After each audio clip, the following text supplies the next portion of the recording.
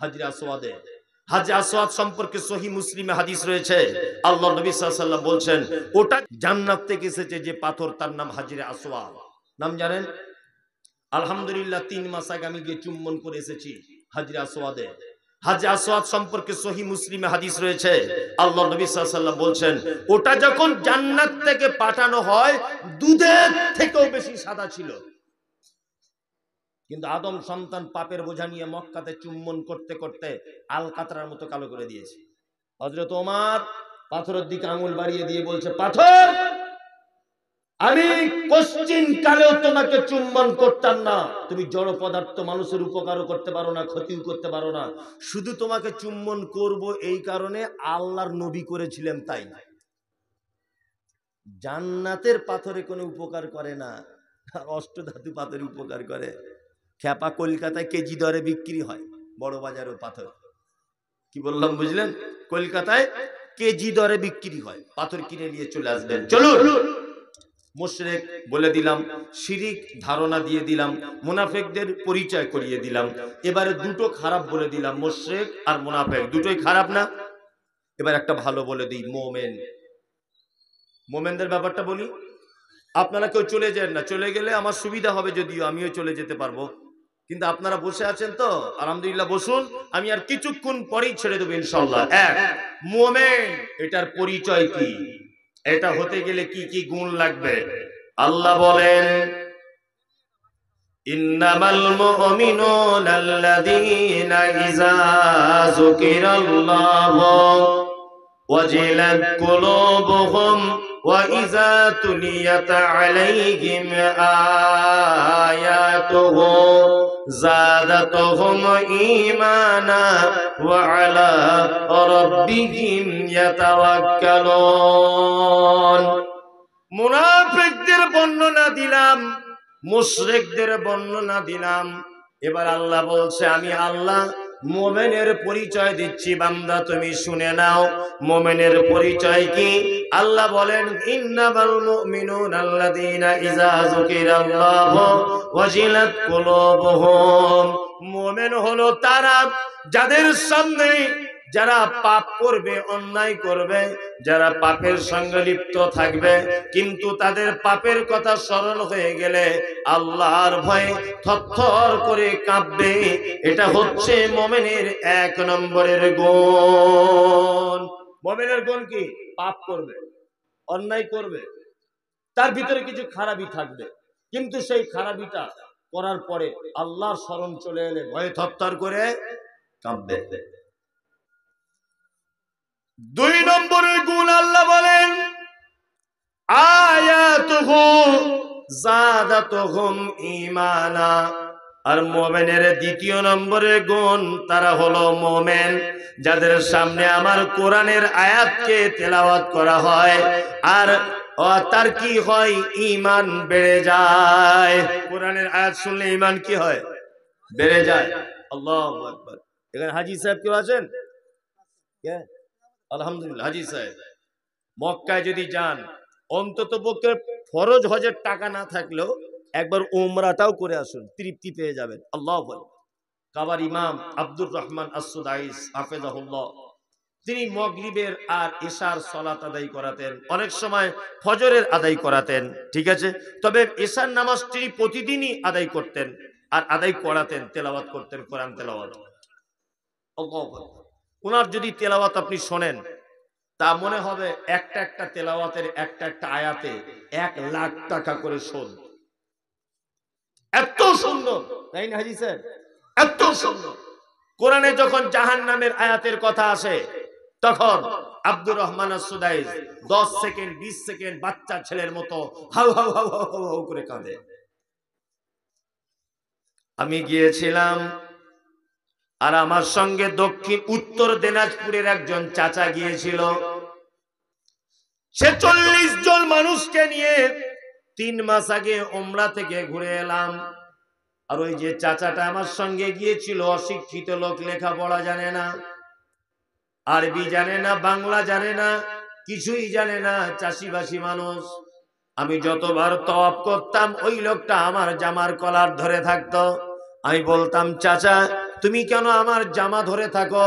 বলছে মমতাজুল সাহেব, আমি বয়স্ক লোক, চোখে কম দেখি, আমি মনে হয় হারিয়ে যাব, এই কারণে আপনার জামার কলার ধরে থাকি, আপনাকে ভয়ে ছাড়তে পারি না। আজান হচ্ছে কাবাতে, হাইয়া আলাস সালাত, সমস্ত নামাজিরা কাবার চারিদিকে দাঁড়িয়ে গেল, আমিও দাঁড়িয়ে গেলাম। আমার ডান দিকে চাচা দাঁড়ালো, আর আব্দুর রহমান আস-সুদাইস তিনি সুললিত কণ্ঠে তেলাওয়াত করছেন। এত কান্না কাঁদছে, এত কান্না কাঁদছে, আমিও কাঁদতে শুরু করে দিলাম। আমি আলেম মানুষ, কোরআনের একটু বুঝতে পেরেছি আল্লাহ জাহান্নামের কথা বলছে, কিন্তু আমার ডান দিকে উত্তর দিনাজপুরের চাচাটা দেখছি বাচ্চা ছেলের মতো ডুকরিয়ে ডুকরিয়ে কাঁদছে। নামাজ শেষ হয়ে গেল, চাচাকে বললাম, চাচা সত্যি করে বলো দেখি তুমি কেন কাঁদলে? তুমি তো কোরআন জানো না। আমি না হয় আলেম মানুষ বলে কেঁদেছি, আব্দুর রহমান আস-সুদাইস তিনি না হয় আলেম বলে কেঁদেছেন, কিন্তু চাচা তুমি যে কোরআন জানো না, তুমি কেন কাঁদলে বলো? চাচা তখন বলছে, মমতাজুল সাহেব, আমার এই 70 থেকে 75 বছর বয়স, তুমি আমার বেটার বয়সী, কোরআন শুনলে যে ঈমান বেড়ে যায়, আমার জীবনে কোনোদিন ঈমান বাড়েনি। আমার মসজিদে আজকে 50 বছর নামাজ পড়ছি, আমার চোখ দিয়ে কোনোদিন পানি আসেনি, কিন্তু মমতাজুল বেটারে, আজকে যেন আমার 1 লাখ টাকা শোধ হয়ে গেল। এত সুন্দর তেলাওয়াত জীবনে কোনোদিন শুনিনি। আমার মনে পড়ে গেল আল্লাহ বলেছে, আয়াতুহু যাদাতুহুম ঈমানা ওয়া আলা রাব্বিহিম ইয়াতাওয়াক্কালুন। আল্লাহ বলে মুমিন তারা যাদের সামনে কোরআন তেলাওয়াত করা হবে আর কোরআনের আয়াতগুলি একটা একটা করে বললে তাদের অন্তরে যেন ঈমান বেড়ে যাবে, ঈমান বেড়ে যাবে। কোরআন তেলাওয়াত করলে ঈমান বেড়ে যায়। বড় দুঃখ লাগে, খুব দুঃখ লাগে। মক্কা মদিনার মানুষদের এত টাকা পয়সা, এত ধনী কেন জানেন? আমি গিয়ে যা বুঝেছি দুটো কারণে। হাজী সাহেব সাক্ষী দেবেন। এক, মসজিদের নববীতে কোরআন মাজিদ রাখা আছে মনে হয় কয়েক লক্ষ, ঠিক বলছি কিনা? মদিনার মসজিদে নববী, মসজিদে বেলাল, মসজিদে গামামা, মসজিদে কিবলাতাইন, মসজিদে কুবা, মসজিদে আবু বক্কর, যত মসজিদে সালাত আদায় করেছি এমন কোন মসজিদ নেই মদিনাতে যে মসজিদে 2-4 হাজার কোরআন মাজিদ রাখা নেই। কি বললাম বুঝলেন? আরাবিয়ান মানুষ যারা, তারা নামাজের পরে পরেই হেলান দিয়ে কোরআন তেলাওয়াত করছে, আর খেজুর আর জমজমের পানির বোতল সাইডে রেখে দিয়েছে। আল্লাহু আকবার। দুবাইয়ের এয়ারপোর্ট আবুধাবি এয়ারপোর্টে রাত 2টোর সময় আমাদের প্লেনটা গিয়ে দাঁড়ালো। রাত 2টোর সময় ইমিগ্রেশনে আমার পাসপোর্টটা যখন দিচ্ছি, একজন মহিলা পর্দা করে চোখ ঢেকে আছে, ও সূরা রহমান তেলাওয়াত করছে আর পাসপোর্টের কাজ করছে। আল্লাহু আকবার। অন ডিউটিরত অফিসার যারা বন্দুক নিয়ে দাঁড়িয়ে আছেন, কাঁধে, কিন্তু কোরআন তেলাওয়াত চালিয়ে যাচ্ছে। আমাদের ছেলেরা সুযোগ পেলে পাবজি, ফ্রি ফায়ার খেলে না? আর ওখানে মক্কাতে একটা পার্কে গেলাম বেড়াতে, যে দেখি আমাদের ইন্ডিয়ান মতন পার্ক কিনা। আলহামদুলিল্লাহ আমি গেলাম, তো অনেক বন্ধু বান্ধব সব ফ্রিতে আমাকে ঘোরালো, অনেক আউটসাইড গুলো সব সাইটে যত সিন আছে সব দেখালো। একটা পার্কে গেলাম, আরবের বেশিরভাগ মানুষের, আমি যা বুঝলাম যে একটা একটা মানুষের 2-3টে করে স্ত্রী, এটা আমি গিয়ে যা বুঝলাম ওখানে। তা আরবিয়ানরা 2টো স্ত্রী দুদিকে বসে আছে, স্বামী বসে আছে, বাচ্চা কাচ্চারা সব খেলছে পার্কে, আর 3জনা মিলে দেখছি গল্প করা বাদ দিয়ে কোরআন মাজিদ তেলাওয়াত করছে। আল্লাহু আকবার। তাই বুঝলাম আল্লাহ এদের এত সম্পদ দিয়েছে তার একটা কারণ, যে এরা কোরআন তেলাওয়াত খুব বেশি করে। নাম্বার 2, আমাদের এখান তো আদায়কারী বক্তারা শুরু করে করে না বললে কেউ দান দেয় না। হাজী সাহেবকে জিজ্ঞাসা করুন, মক্কাতে নামাজ পড়ে বার হয়ে যখন গাড়ি গাড়ি বিরিয়ানি, ওই ক্লক টাওয়ারের ওদিকটাতে গাড়ি গাড়ি বিরিয়ানি ফ্রিতে বিলি করছে। স্কুলের ছাত্ররা রোদ্দুরের দিনে স্কুল ব্যাগে, আমি সব ক্যামেরা করে ভিডিও করে ছেড়েছি, ওগুলো স্কুল ব্যাগে পানির বোতল নিয়ে হাজী সাহেবদেরকে পানি পান করাচ্ছে ফ্রিতে। গাড়ি গাড়ি কলা, বড় বড় বিদেশের কলা ফ্রিতে বিলি বন্টন করছে হাজী সাহেবদের জন্য। আল্লাহু আকবার। আমি মনে হয় পৃথিবীর চরম উন্নতি চরম শিখরে পৌঁছিয়েছে গোটা আরব দেশ এই কারণে যে ওরা দুটো জিনিস বুঝেছে, এক কোরআন তেলাওয়াত আর দুই দান। আর এটা একদমই অরিজিনাল, দান করলে সম্পদ বাড়ে, একদম পরীক্ষিত।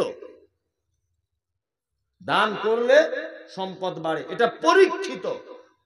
কারণ কিছু কিছু দায়িত্ব আল্লাহর উপরে চলে যায়। যেমন আপনি যদি আপনার সম্পদ থেকে কিছু যদি বার করে দেন, তা আল্লাহর দায়িত্ব হয় ওই জায়গাটা পূরণ করে দেওয়া। কি বললাম বুঝলেন?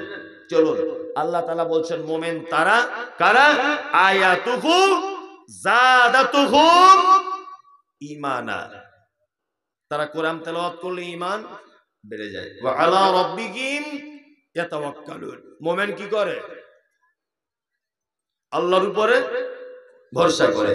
আল্লাযীনা ইউকিমুনাস সালাত, মোমেন সালাত আদায় করে, নামাজ পড়ে। 5 ওয়াক্ত নামাজ পড়েন তো?